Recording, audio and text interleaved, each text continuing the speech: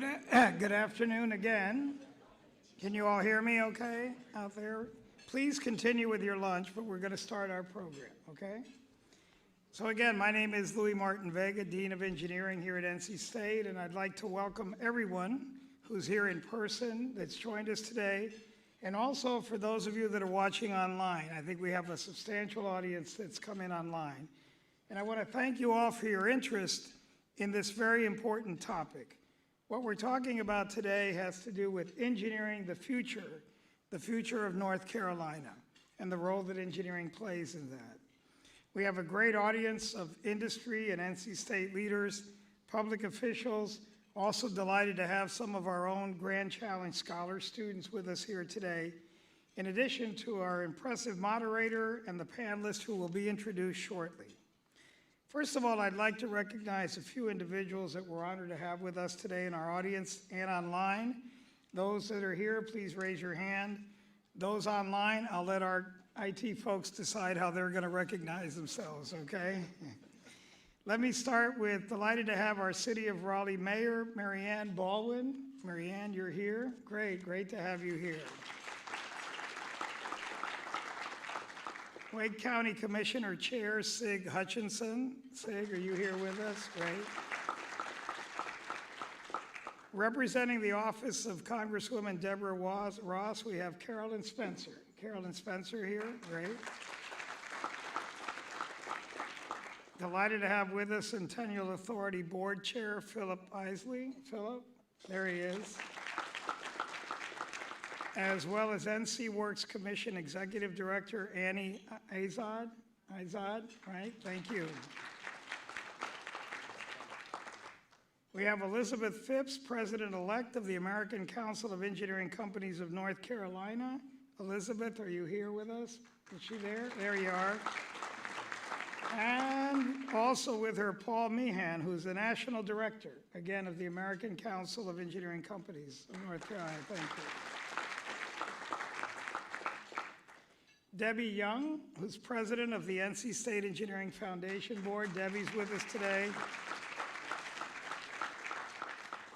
Tony Withers, my good friend and colleague, co-founder and vice president of Withers Ravenel, but executive director of the North Carolina Society of Engineers. Tony.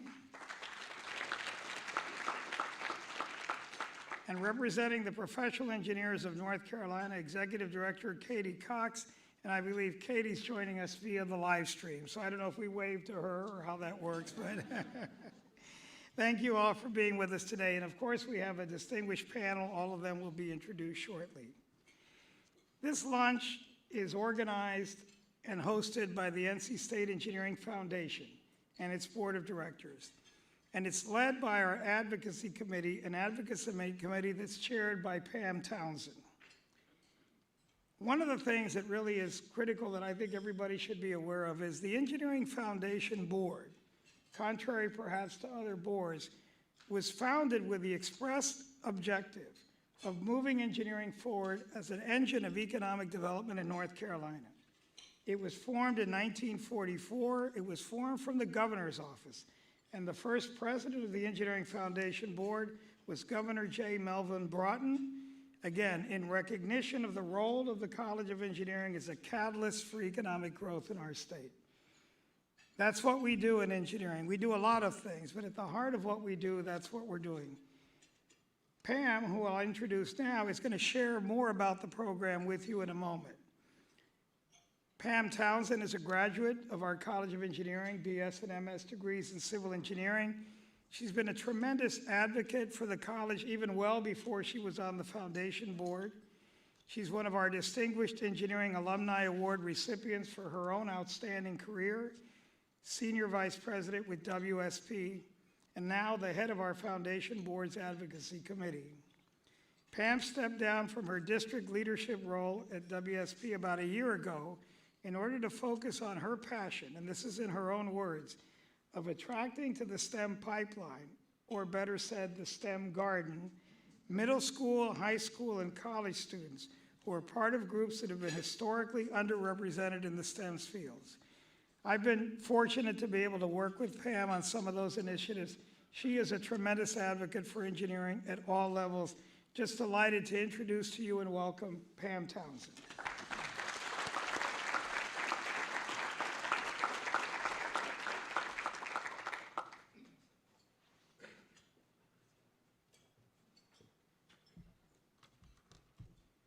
Well, thank you so much, Dean Louie. And I also want to extend a very warm welcome and thanks to each of you for taking time out of your day to attend this very special lunch. This is the 6th Industry Partners Forum, highlighting the far-reaching economic and societal impacts of the College of Engineering on this region, the state, the nation, and I don't believe it's overstating to say the world. Recent topics have included the tremendous contributions of the college to the worldwide pandemic response, as well as the key role that the college and university have played in the biotech industry with the Biomanufacturing Training and Education Center, or BTEC. Today's focus on engineering our future is so timely. We have inspiring panelists and a moderator who are uniquely qualified to share their perspectives.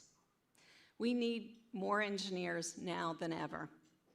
Many of the grand challenges facing our world can be solved by engineers.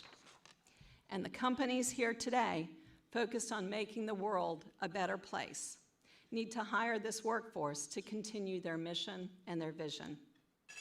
Speaking from the consulting engineering industry perspective, we are so grateful for the funding from the General Assembly last year to grow the college.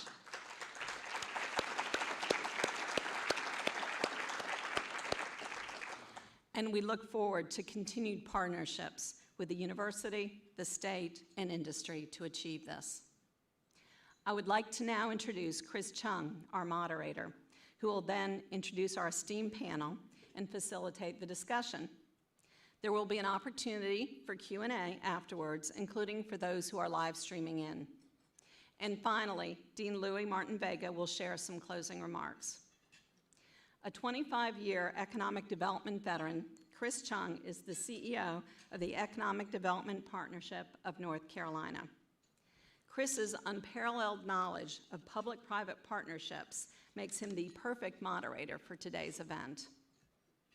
The Economic Development Partnership, focused on improving the economic well-being and quality of life for North Carolinians, is responsible for new business recruitment, business support, international trade and export assistance, small business startup counseling, and much more. Since 2015, the EDP-NC has helped North Carolina win over 1,000 corporate expansion projects, resulting in more than 154,000 announced new jobs and $44 billion in new investment across the state. Chris, I'll now turn it over to you. Thank you very much, Pam. Okay. All right, we're good? Coming through okay? Great. Well, good afternoon, everyone. I think we're into afternoon now. So good afternoon, everyone. Really looking forward to a great conversation today with this panel of distinguished members of the business and governmental communities. It's great to be in this showcase building for NC State. The NC State folks will know this because they are such an important partner for economic development in the state. We often have used this building as a showcase to host clients at and other companies that are thinking not just about Raleigh or the Triangle, but about being here in North Carolina. One of the ones that I can recall from recent years was Amazon. When some of you recall, Amazon was looking around for a second headquarters on top of what they had in Seattle, and I remember we were up on the rooftop giving that client team a sweeping view of downtown Raleigh and what was to become of Dix Park and that development, just showing them the potential. I feel like they made the wrong decision not coming to Raleigh, but I guess we can debate that later on. But that'll come up in the context of what we're going to talk about today in our panel and how institutions like NC State are providing the workforce and talent pipeline that companies today and in the future are going to be looking for when they locate and expand right here in our state. Without further ado, let me go ahead and introduce the panelists. These are all public figures, either in business or in civic service. You can read plenty about them online. To try to read each one of their bios, we would gobble up all of the time for the panel. So I'm going to introduce each one of them with just a very quick fact about them. And then we're going to dive right into the questions. Again, do encourage all of you in the audience as well as those of you live streaming at home. Please, we want to include as much time as possible for questions that you may have for any of the panelists, because we've got a very unique grouping of folks today. So starting from your left to your right, I'm going to go ahead and introduce each of our panelists today, beginning with Senator Dave Craven, who represents District 26. That's primarily Randolph County, a little bit outside of Greensboro.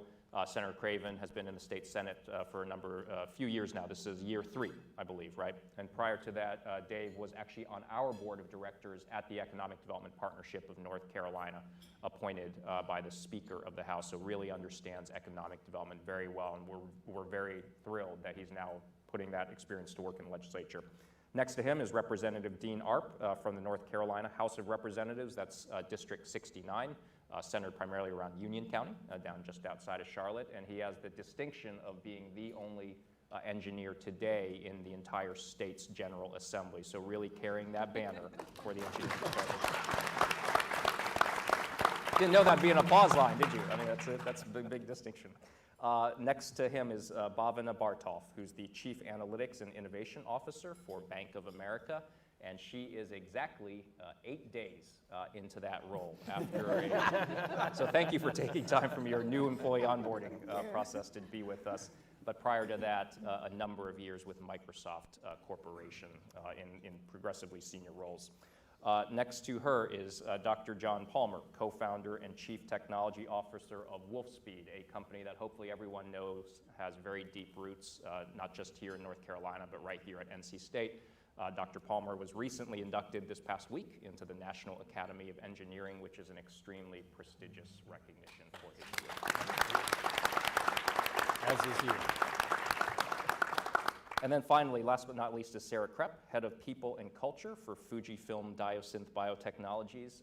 She has the distinction of getting the least notice about being on this panel today. She was recruited into pinch hitting for our original panelist who, out of an abundance of caution, is staying home today following waking up with a fever this morning. So Sarah, thank you for rearranging your schedule to be with us today. Yeah. So we're going to get right into it. Again, we've got about 30 minutes or so for questions, and hopefully a few minutes at the end for any audience questions. I will ask panelists just if we can be as succinct as possible, give everyone a chance to talk. The electrical engineers have actually rigged buzzers to your seats, so if you go too long, they will, failing that, the mechanical engineers rigged a trap door under your seat. So if we have to resort to that, we'll go with that. Representative Arp, let's start with you. Help us understand the original vision behind the Engineering North Carolina's Future legislation. I mean, how did you stumble across this as a potential solution for our state's talent needs? Well, absolutely. Well, first of all, I got to give the credit to Chancellor Woodson and Dean Louie. I mean, I remember back when we were talking about the Connect NC bond, I was able to draft that legislation, and they wanted me to come over and tour and look at this. And I went to the Civil Environmental Division and that old building over there, and I thought, boy, they can really do it. So they were pulling a lot on my heartstrings here, you know. And they were really able to articulate a vision about how can we move state from 12th to 10th. You know, what is that incremental investment? How can, in terms of national ranking, we always have that. And so they were really able to articulate that passion and that drive. And so I'm a numbers guy. I'm a, so I'll say, what does it take? How much money? What do we have to do? Let's formulate this plan. About that same time, we had huge economic announcements coming across the state from March with Google, the FUJIFILM, mammoth investments in North Carolina, Apple, all of these STEM-related businesses are here looking for STEM-related workforce. And so those kind of culminated together. We really talked about the reasons they were coming is because of the tremendous benefits we have in our educational to deliver a highly educated, trained workforce in the STEM-related fields. And quite frankly, I believe we need to play to our strengths in this economic and competitive environment. In North Carolina, this is a strength that we're talking about. And as we talk more, I realize that this shouldn't be just a North Carolina State thing. I thought we needed to expand this to our top 3 engineering schools across the state, to NC State, UNC Charlotte, and North Carolina A&T. They were fantastic, and they're each unique in their own field and communities that they serve. And so it was just a natural, common sense thing to look at our top 3. We decided that would be a really good balance of diversity geographically, economically, and focus on where these universities focus on, and ended up breaking down on a proportion of the current enrollment, the funding. NC State at $30 million, 20 to Charlotte, and 10 to A&T. In addition to that, there was $30 million for each of the 3 schools for facilities investment, so that you can not only have to get the program right, you had to get the facilities right as well. And so I don't know about you, but I'm struggling to find workers across there. We used to talk about economic development and workforce development in terms of quality and the right jobs. We're talking about quantity right now as well as quality. And so one of the goals of this is to output in a shrinking demographics of workforce coming in. We know that the population coming in is smaller. What I'm trying to do is help carve out of that shrinking population a workforce dedicated to these high-tech industries across North Carolina. And that's it. That's the vision for North Carolina, engineering North Carolina's future. It talked about 1,400 NC State applicants with a GPA higher than 3.75 were turned away. Ladies and gentlemen, if that was happening, I wouldn't be an engineer today, okay? I'm just, luckily 30 years ago, that wasn't the standard. But I love being an engineer and what we're talking about. But this will allow us to start the process. I can't think of a more on-point program that looks at quantity as well as quality for the needs across the state to develop this workforce development. And we did have some resistance early on. A lot of people says, well, it's like we want to spread the peanut butter evenly across everything. And we got engineering schools at schools, and that's important. But like I said, I think I don't always play to the lowest common denominator. I think in the competitive environment, you play to your strengths, you invest where you need to, and this is what we're able to do. We were able to sell this plan to Dave and members of the Senate, and really, I didn't think there was any opposition really across the board because of the well-articulated vision about what we're trying to do. That's what I think about that. Thank you, Representative Hart. Senator Craven, help us expand a little bit on what Representative talking about. What did that conversation sound like in the legislature, and what do you hope that this initiative ultimately does for economic development in our state's economy? So thank you, Chris. And look, first off, it's rare that you find anything that the House and the Senate just ultimately agree on. Folks, this is a no-brainer. This is why we're here today. This is why the foundation and what you are doing. I'm a non-engineer here, so I do apologize about that. I'm a banker by day. But I understand what economic development looks like, and I understand that workforce is what we've got to have. We have everything else going for us in the state of North Carolina right now, from taxes to regulatory policy. We have moved everything in the right direction to give Chris the tools in his toolbox to continue that growth. What we've got to do now is invest and continue investing in our UNC system, predominantly here at NC State, to make sure that we've got that ready workforce. And so as far as walking around the building and talking about this, it just made sense from all aspects that we make the investment. And we're not, I'm gonna say this with Dean sitting next to me, this isn't a one-time thing. We want you to take what we provided, run with it, show us what that return on investment is from the state standpoint, and let's see what we can do next time. Great. Thank you, Senator. I love talking about this next topic, and this is really for our business leaders on the panel.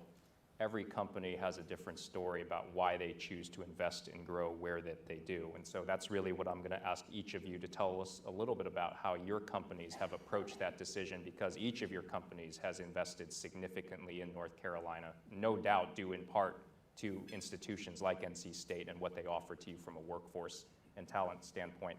We'll start with you, Dr. Palmer. Wolfspeed made formerly Cree, in case folks aren't aware of that connection, recently made a historic announcement about 3 weeks ago, the largest capital investment project ever announced in North Carolina's history, clocking in at $5 billion.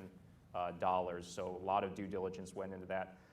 Help us understand a little bit about the connection that you have to NC State, both as a student and an entrepreneur when you were getting the company off the ground, but also a little bit about how you ultimately made that decision to put this big showcase facility in North Carolina that you all announced a few weeks ago.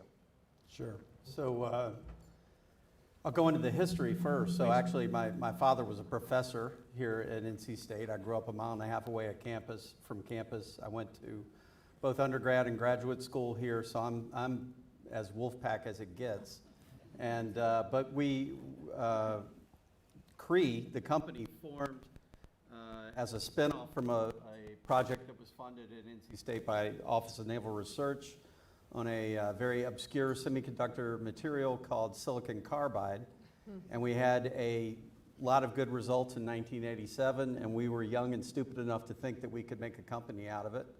And so that's what we did. 4 of the 6 founders were native North Carolinians, and 5 of them were NC State graduates. Or soon to be graduates. So that's how we formed. So because we were all here, we wanted to stay here. We were told immediately that to raise money, you had to move to Silicon Valley, and we said, well, we don't want to do that. We want to build it here. So we did, by hook or crook. We built the business here. We became very well known for light-emitting diodes, first for doing things like backlighting your cell phones, so light-emitting diodes to light up your phone, and then we moved into solid-state lighting, general lighting, and those businesses really thrived and grew. But what I was focused on the most all that time was what's called power and RF, and that business really started taking off as the other businesses started to get really big and commoditized. So we ended up selling our LED business and selling our LED lighting business, and that left the power and RF, which we had named Wolfspeed. So no big mystery. Wolfspeed comes from paying homage to our roots here at NC State, and all the devices, the semiconductor devices we make, switch at very high speed. So Wolfspeed was the name. So we actually changed the name of the company last year to Wolfspeed. So WOLF on the market if anybody wants to buy. So anyway, that market is just tremendously booming. It's feeding a lot of electric vehicles as we go forward, and it's really nice to be in this corridor of huge companies that are coming in, such as VinFast and Toyota, which are both working on batteries and building electric vehicles. So we're building kind of a infrastructure of EVs, which is just a seismic shift in the automotive market. And because of all this success, we announced a very big expansion in Chatham County, $5 billion investment, right up against Randolph County. Yeah. So, the idea is to employ 1,800 people there. And so I really wanted to express thanks to Governor Cooper, Secretary of Commerce Michelle Sanders, and really strong bipartisan support from the General Assembly to make this happen, because this investment is far larger than Wolfspeed is actually today. But we did want to have it here in North Carolina. Very close access to these 2 institutions, well, all 3 really, UNC Charlotte, NC and NC State. And in addition to the big concerns of trying to build such a big, huge factory, our probably second or equal biggest concern is workforce development. All of those jobs are going to be engineering, technology related. So we're spending a lot of time doing STEM outreach down to, junior high school people, because that's the people who we're going to be hiring, and hopefully they come through this fine institution. And I also have to mention, you mentioned the National Association of, or National Academy of Engineering. I can't let it go by that I was up there with our Dean of Engineering, Dean Martin-Vega, Louis Martin-Vega, who was also nominated and inducted.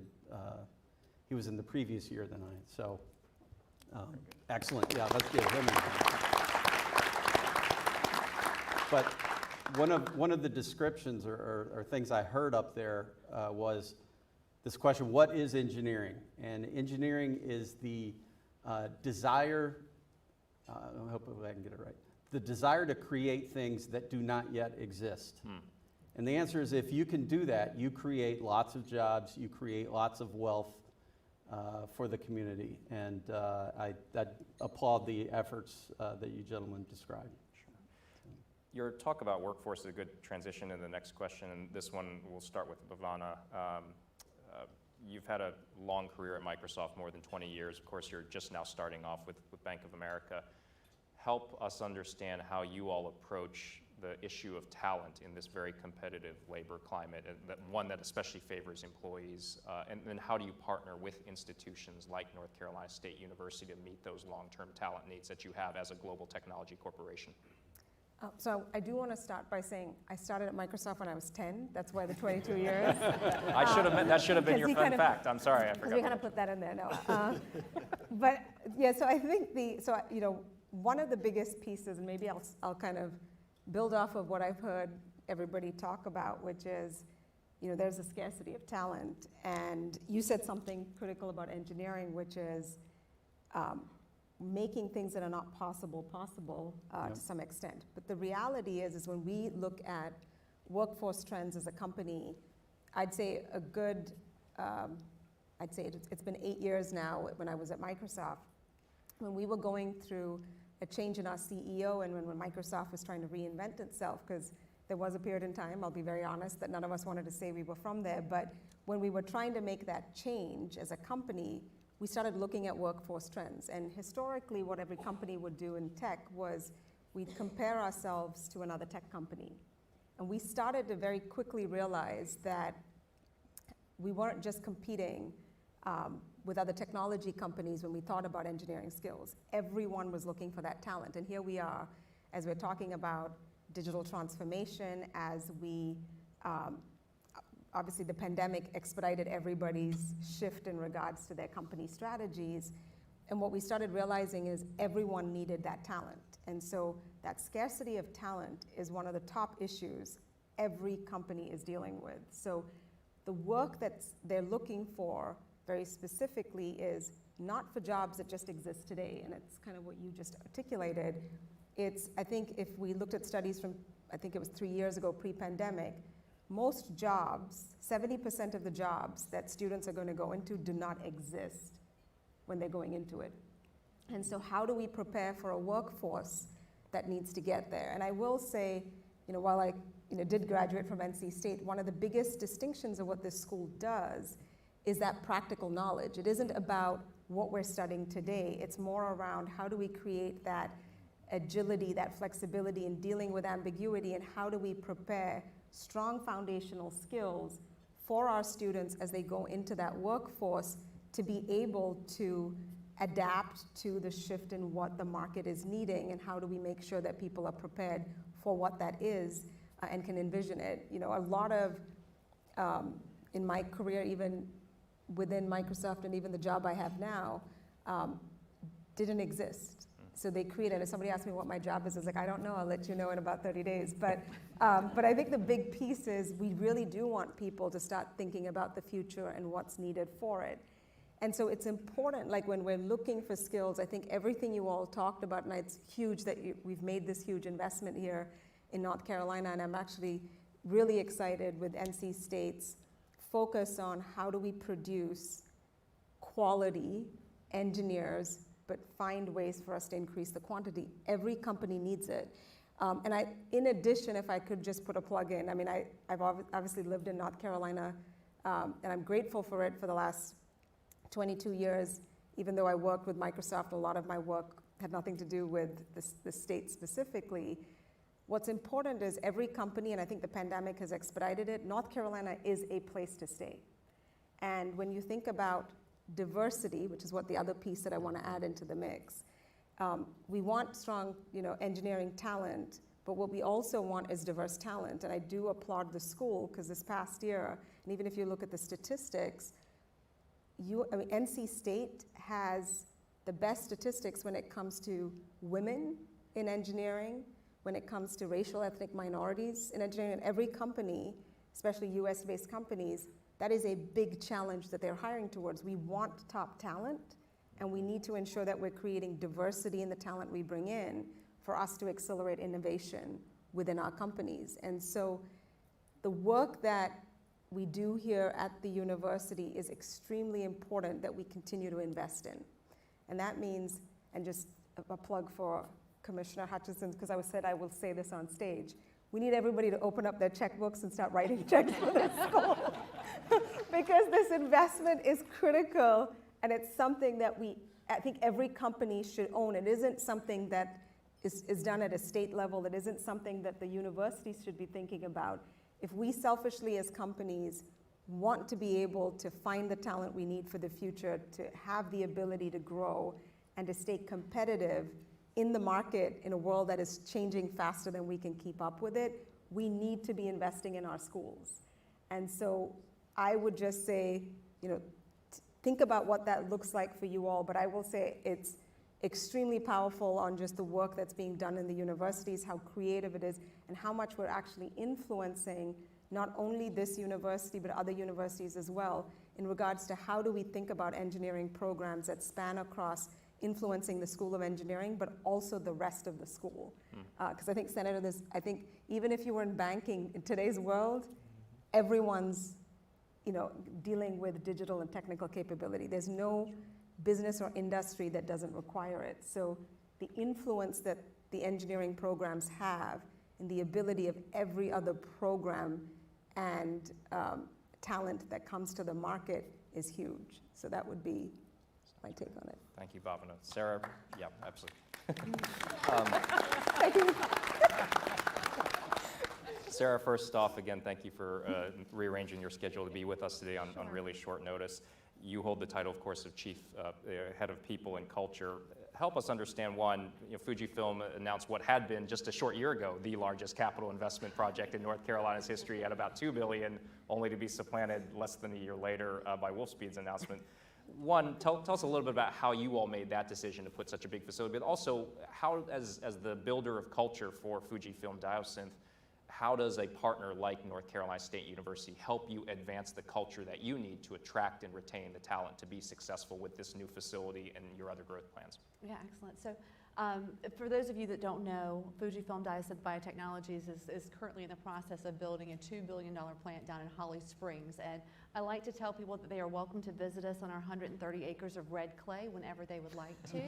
It's going to be an absolutely beautiful facility when we're able to have everything up and running in early 2025.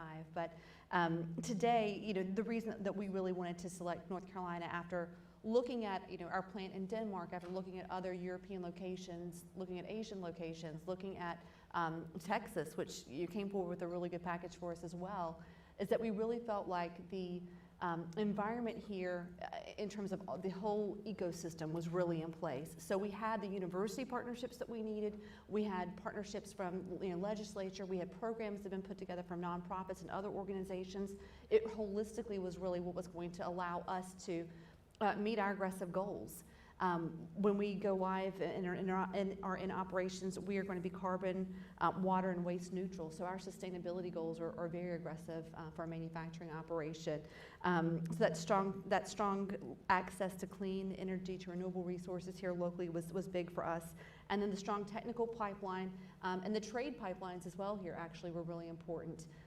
We'll have more than 10,000 souls that will work on this project over the course of 2.5 years at the height of Our build will have 4,000 people on site each day. So having access to a wide range of talents is really important for us.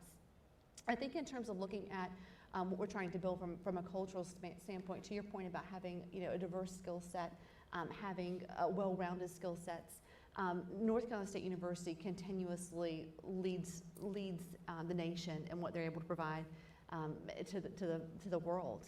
I was in Denmark last week meeting with our leadership teams there and talking about how we're going to train and develop and meet the needs of the manufacturing workforce. And their local university there was very excited to tell me, an NC State alum, about this college in North Carolina that has something called BTech. So for me, being a graduate, native to North Carolina, going over to Denmark and hearing about this wonderful university was really exciting, as you can imagine. And I think from a cultural standpoint, we are looking for the entire package, the entire person. And we do have a great engineering school, but I think to your point as well, it's not just technical skills we're training, we are teaching people how to think.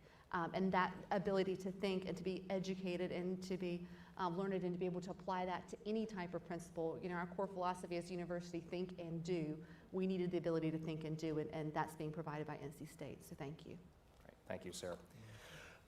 I'd love to hear again from our private sector business leaders, just other ways, again, for John, Bhavana, or Sarah. I mean, are there other partnerships that you haven't had a chance to talk about? Again, we want to unpack some of those too, ways that you would work with NC State, or frankly for other universities for that matter, or advice you would have for university leaders as they think about how to pivot, make themselves even more valuable partners for the private industry that are creating jobs right here in our state. And I'll throw that open to whomever wants to jump at that question first. Please, Dr. Palmer. Yeah, I was just going to say, so actually as a part of our announcement of this big expansion, we actually included North Carolina A&T as a part of that. And it goes to the same point we heard from the other two commercial sector members, is diversity. I mean, that is a big key.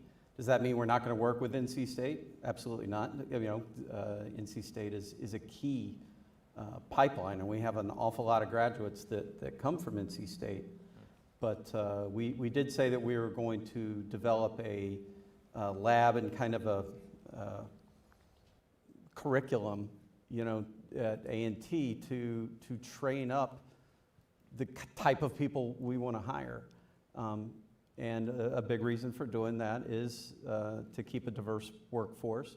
They're right down the road from that site, yep. And I think that's going to be very helpful. I have to give credit to both NC State and A&T. I think you have two of the finest chancellors in the system with Randy and Mr. Martin. So we have a very, very good relationship with both universities, and want to keep building that. And that involves joint programs. We've been very involved with the Freedom Center here at NC State with Power America, and we continue that, not just to get important work done, but to develop workforce. Absolutely. Sarah or Bhavana, other ways that you see yourselves partnering with universities down the road? Yeah, I think we have a really unique challenge for those of us that are sitting in the room right now. When we went through and did the Carolina Core, you guys have probably heard the Economic Development Carolina Core, and we wanted to get 50,000 jobs to the state over the next 20 years. And what we actually accomplished was getting 37,000 jobs to the state within 4 years, which is wonderful, but what we have to be very careful with is not being a victim of our own success. So how can we create these workforces? How can we build? How can we partner together and utilize all of the different programs and grants and initiatives that we have in a very consistent manner, instead of having just individual programs that are kind of scattered? How can we work together and come together as a collaborative force so that we have a great overall strategy for how we can develop, versus a lot of kind of desperate, individualized options out there? So from the industry standpoint, I think we're excited. When I talk to my peers at Merck, at Amgen, Seqirus, Biogen, we're excited to partner together and to say, our commitment from industry is how we want to utilize these resources that have been so hard fought for and hard won. so that we can all be hugely successful. Because for us in life sciences, it's a rising tide raises everyone. We're all manufacturing drugs for customers, for patients that are a lot of times our family members. So for us to rob from one another means the success or the detriment is really not an option. We all have to be successful in getting our medications to patients. So how can we work together and partner so that everyone that we're incentivizing to come to North Carolina can stand up and be extremely successful and continue to perpetuate what we're trying to do here from an economic growth standpoint. Thank you, sir. Bhavana? Yeah, the thing that I would just add, and I think I think they've kind of covered most of it. I think one of the biggest things is, I think as a university, we've got to tell our story more. I'm a graduate from here, but I think you had just mentioned that, or I think it was Alan, I can't remember, somebody was just mentioning to me, I joined Bank of America, and they said, prior to me joining, there was no NC State graduate at Bank of America at the senior leadership level. Well, that's an issue. So at some point, whether we have our alumni at the table at these companies, we still need to be able to tell the story around the diversity statistics. And I only heard about it because when I was with Dean Louie, I had heard him share that. But till we all get stronger at telling the story and the power of NC State, it becomes difficult for companies. As you mentioned, Amazon was supposed to put a base here and then they chose not to. Whether they choose to put it here or not, they should be investing in these universities because they are some of the best in the nation. And so, an NC State, if you look at some of the statistics of our programs and what we do, it is very powerful. And so the things that I would say we could continue to do, I shared this story a few weeks ago, but I went to school here, obviously a gazillion years ago, I'm gonna go with that. But I remember ABB actually paid for my master's program. Now I remember driving up here and I hadn't been to Centennial campus in a while, and I was just shocked on how fancy the building looked and everything, and I actually think I almost caused a wreck because I stopped all of a sudden, but, and I wanted to just take a picture just to say, oh my gosh, I used to be in this building that never looked like this. But it was great to see that 22 years later, the company is still here. And that means they have appreciated the investments, they've appreciated the partnership. So how do you get other companies? You have LexisNexis here, you have a lot of companies that already have strong partnerships with the university. How do we have those companies share their partnership and stories with other companies? I will say, it's taken a little bit of a journey to try to get Microsoft in here, but it was what they didn't know. And so I think there's an opportunity on how do we talk to companies that are physically present here, and there are several, as I was sharing, that have moved their headquarters to the Charlotte area, but at the end of the day, we don't have a lot of schools in Charlotte. I know you talked about UNC Charlotte, but that's it. I mean, we have smaller schools, but when you talk about engineering programs, this is one of the schools, and this is one of your biggest schools that provide resources for all those companies that have chosen to put their base there now. Yeah. So I think it's important that we continue, and I think as alumni, we are all accountable, but we've all got to play that part of, let's tell the story, let's tell it consistently, and let's get those partnerships built out. Sounds good. Thank you, Bhavana. So we started about 10 minutes off schedule. We're going to wrap up here in the next 10 minutes to stay relatively on schedule. So question for our legislators, hopefully what you've heard from our business leaders validates why you have invested as a General Assembly in this initiative. Help us understand how, going forward, you see the legislature supporting additional collaboration between our state's universities and the private sector companies that continue to invest and expand here. Like, what's next on the horizon from your all's respective standpoint? And then I'm going to ask our business leaders, if you had a magic wand, or if you had this audience with two well-connected legislators, what would you be looking for our General Assembly to invest in going forward that would help you as business leaders in our state? But we'll start with our legislators first. Where do you think, take us through the next couple of years of legislative action? Well, as one of the budget writers, funds are difficult. A lot of competition for the funds, quite frankly. And I absolutely see this partnership continuing. And we in the legislature and budget writers need to fund what we ask the universities to do, to be bold and innovative and out there to challenge there. And so it's incumbent upon us to fund that. At the same time, we have to see results. people who know me, I shoot it straight. Those results have to be quantifiable, and the arc is very short. We have a 2-year legislative cycle, a new budget every 2 years, and unfortunately, that's the reality where we find ourselves. But we have to see results. This is one of those chicken and egg issues. We gave you a chicken, now we need the eggs. And we know that the investment was early on in people and personnel and the program. And you have to ramp up that. But you just do what you do and be faithful. And I know UNC and A&T will do that. This is built on something that can't fail with the efforts that we've got going forward. Like Senator Craven said, this is not the one and done shot of funds. I don't foresee that. But what helps us articulate that we're on the right track is measurable success in terms of quality and quantity that we are now pushing toward these efforts across the board. I can't articulate that enough.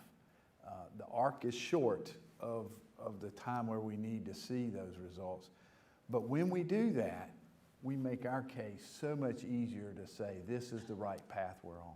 Right. Senator Craven, same question. I mean, from an economic development, workforce development standpoint, how do you see the legislature enabling some of this collaboration between industry and universities? So, look, Representative Arp is spot on about the results and what we're looking for. But folks, I look out here from the business and industry community. I mean, this is all about, the reason we put funds here is to enable the workforce, but you've got some capital dollars that are coming in too. I mean, students out here today, prospective students looking to come to NC State, hopefully looking to come to any of our UNC systems, a lot of them are from outside of North Carolina, which grows the workforce for the folks that are on this stage today. Our key is to make sure that the universities do look good. You come on campus and see these buildings, and there's quality learning going on in them to transition that student into that next level environment. So looking across at all of you, my biggest ask of you in the partnership world today is, bring people in as a intern. Bring them into your businesses and get them started at the ground level. Let schools like NC State teach them the way that they can counteract and work with you in that. And become a true partner, and we've got them bought into North Carolina, and we're going to have that flow of workforce for years and decades to come. So I commend you for being here and for what you're doing for that part of the process as well. Great. Thank you, Senator. Like I said, I'm going to ask our business leaders here. You've got two of the most influential legislators in the state sitting here with your undivided attention as business leaders commanding your company's growth into the next several decades. What's your wish list? What's your number one item on your wish list?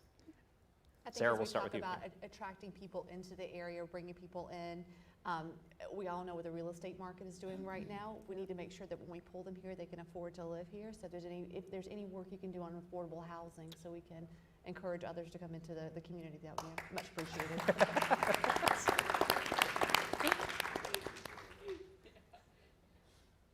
Dr. Palmer.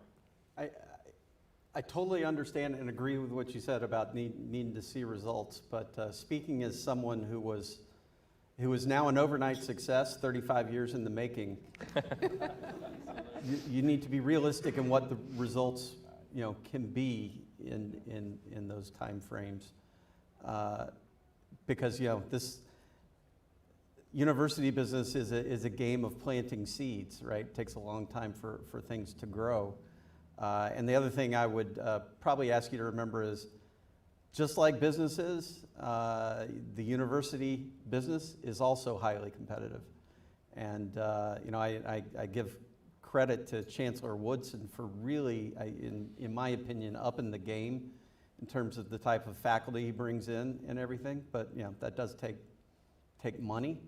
And I think it does end up in really good results, but it's a little bit at a time, but it's undeniable economic value. Dr. Palmer. Yeah. Bhavana, we'll wrap up with your thoughts on that question. I think I'd just say that I think the biggest piece that the pandemic showed us is how critical and essential our educational institutions are. Regardless of all of us had all these jobs. It didn't matter if we didn't have a solid and sound foundation with the educational institutions. And so if we were to prioritize funding, I think it needs to be here and it should be here. Yes, we have influences from other companies and what we're all saying, but the biggest piece, if we hadn't recognized it earlier, I think the pandemic's shown a huge light on it, is that this is where funding needs to be. And I think we have, you know, I obviously am an immigrant to this country, but one of the things that I appreciate about what we do in the United States is we provide free education in the public school systems for K through 12. And the university programs are where we take that opportunity and provide additional support to continue to find ways through additional scholarships, additional programs that the departments have access to be able to help those kids have a stronger future by going into the college programs. And so if I looked at it from that context, when we think about, you know, strong talent, ensuring that we create a strong foundation of future for a world that none of us seem to, like you were saying, we can't predict what it's going to look like, we've got to be ready to be making strong and big investments in things that we cannot see today. And so that would be, at least from my end, that would be the thing I would add. Thank you, Bhavana. Looking here for Chelsea. Chelsea, we still have time for a few minutes worth of questions. I know we got a bit of a late start, but we can wrap up. Okay, at this point, hopefully folks in the audience, you have 5 very unique, very important perspectives up here on stage. Would definitely encourage folks here live in the audience as well as online to please pose, I think we probably have time for 2 or 3 quick questions, so we'll throw it open for the audience.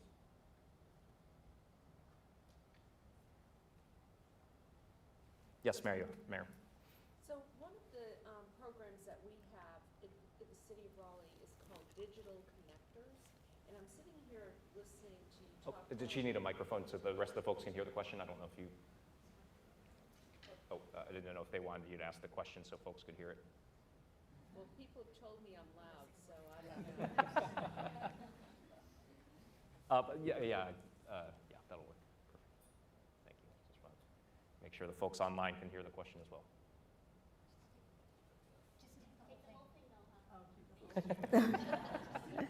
Is there an engineer in the room, please? Someone who can help? I'm a chemical Yeah, exactly. Okay, chemical. Wrong discipline. Okay, fair enough. Whoa. So the city of Raleigh I'm sitting here listening to the conversation about the need for talent pipeline, whatnot, and also the university pipeline. We have a program called Digital Connectors. This is for kids, teenagers who would be first generation students, college students. They come from low to moderate income families. And it's my favorite program that we do because we change lives with this. We help them see what they can be. And I'm wondering if there's a potential partnership here somewhere, because we want the kids to see what they could be from a technology standpoint, but also engineering. And I'm just throwing it out there. So if there's somebody I should follow up with, please let me know. Anyone want to take that one? Yeah, I think. Oh, I was going to say, I'll sign me up. I'm good with. I'll make the bank do it with us. So that would be great. Yeah. I think all of us are looking. I think a lot of organizations, even when I was at Microsoft, I'm pretty sure it's across most companies.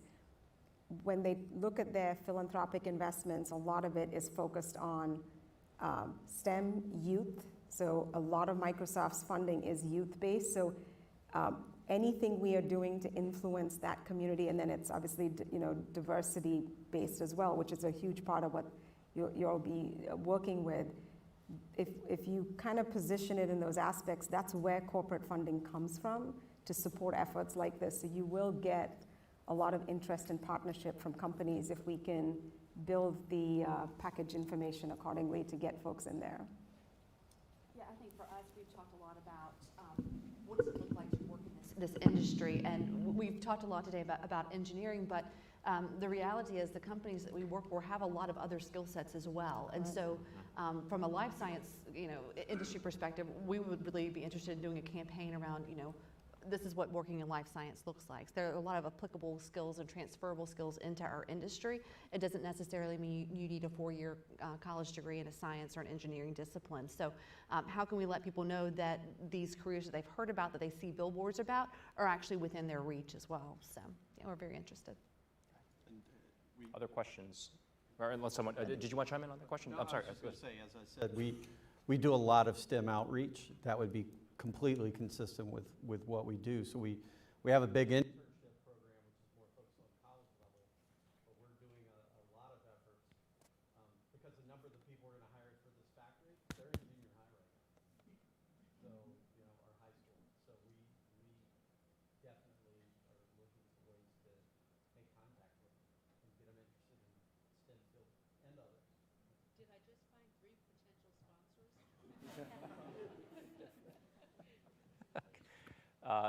I don't, so, okay, we're back. Okay, sorry, we're going acoustic for a second. So another question here in the back.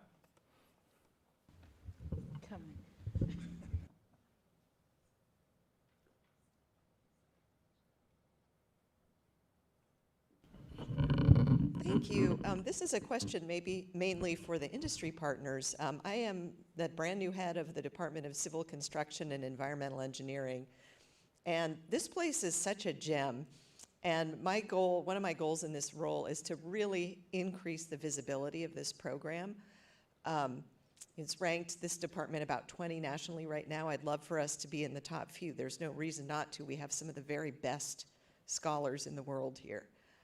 2 of our faculty are now in presidentially appointed leadership positions. And so I'm just wondering what kind of advice you can offer to really increase visibility. It turns out at the department level, that ranking is entirely based on votes of other civil engineering department heads around the country. And I think it's important not to get because we get votes, but because having the higher ranking allows us to retain the most talented, diverse people who are already here in the state, prevent them from leaving the state to get their education elsewhere, and also to attract some of the very best talent from other parts of the nation and the world to come here. So just any thoughts you could share about, how can we move ourselves up in that popularity contest would be very welcome, or maybe what you can do to help us. So maybe I'll start with something which I think I should have done earlier. There's a handful of students sitting at some of the tables. I don't know if folks have seen, if you guys could raise your hands. Well, one, I'll say, hire these folks, if people haven't met them already, because I've met some of them and they're very talented. But I think your biggest advantage is your students. And I think we underestimate how powerful they are right now, especially when it comes to social media and influencing and telling stories. And I think that speaks to the broader school, but I was just saying from a civil engineering perspective, I think if you have people in such high positions, let's get more stories out, because I think a lot of what you're saying is ranking, and I'm learning myself, because I'm still working on this myself, is today the social presence heavily influence a lot of what's happening in the market, decisions that are getting made, what's getting prioritized, because there's that power of the media that's out there. And I will say, don't underestimate what the students at this university can actually do for the university.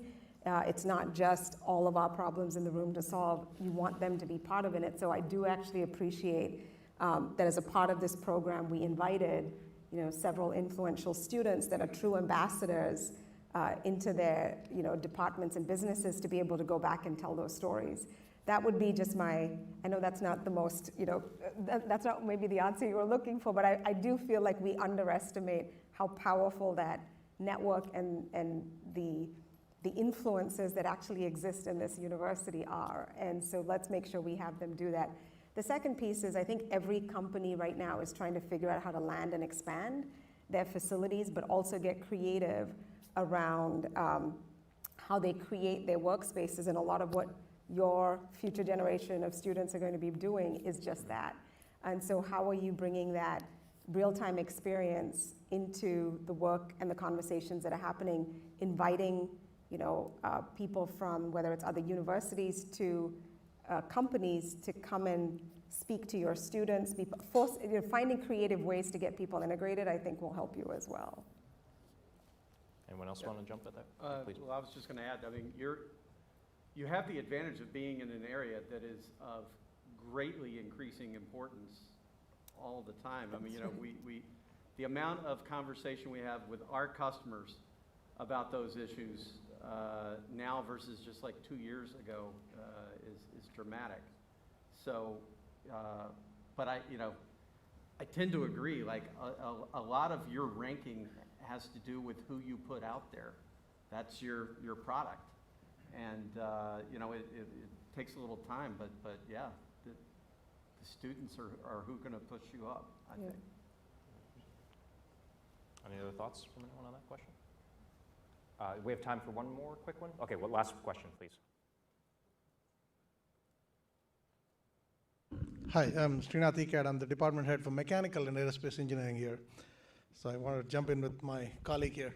The point I was trying to make is everybody talks about the location and how it's going to be the best. So I was at Texas A&M. I got my PhD there. I taught at LSU, Virginia Tech, and now here. This is the best location from a land grant point of view, right? So you already have a great advantage here. The second important reason is we are 3 times smaller than California, and we have only 2 major institutions here in North Carolina. They have like 15. So we are behind the curve, and people are leaving California for all reasons, right? So, and they're all coming here. So we need more investment in higher education here to manage the influx of people that's going to come here wanting higher education, not just engineering, as was pointed out. So my point to the legislators here is, you have the reason right here. So if you can help us make it happen with the support of industry, I think we can do it. Either of you want to comment on that? Sounds just like Kevin Howell.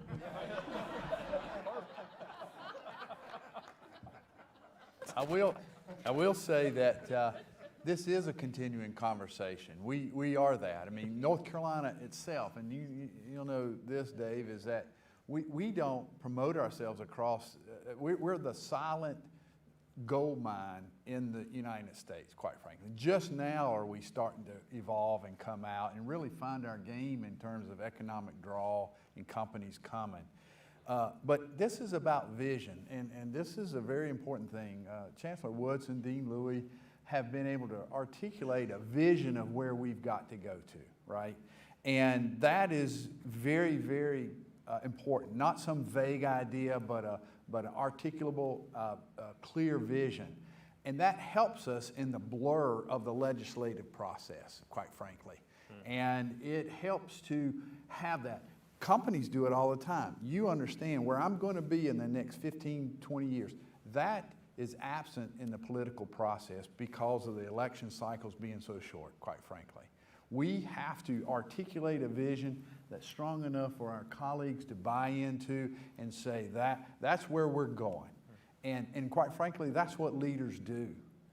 You need to select leaders with that kind of vision, with that kind of mentality of saying, follow me, that's the path we ought to go on, and then invest in it. And the arc is long, but the clearer you make the vision, the more people you bring on to the team and stays the necessary length of time to see the results. And that's what we're challenged with.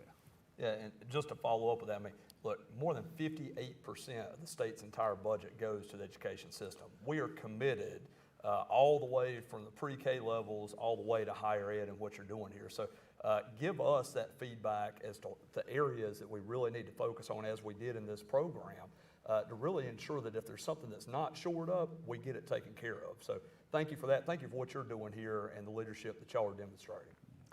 Well, that brings us to a conclusion of the Q&A. And before I ask everyone to thank this panel with your applause, and before I turn it over to Dean Louie, there is one other group that Bhavana called out that I also do want us all to acknowledge, and that is the students who are here today. You all make up the workforce and talent that we are out there promoting when we're trying to get more companies to come and grow and expand here. And I realize when you're 18 to 22, you may not realize how important you are in the grand scheme, but you all are going to go on to do amazing, incredible things with the education you're getting from this institution. But know that you are also a big part of what allows us to continue drawing companies, jobs, and investment to this state. So thank you to all of our students who are in the room today as well. So again, yeah.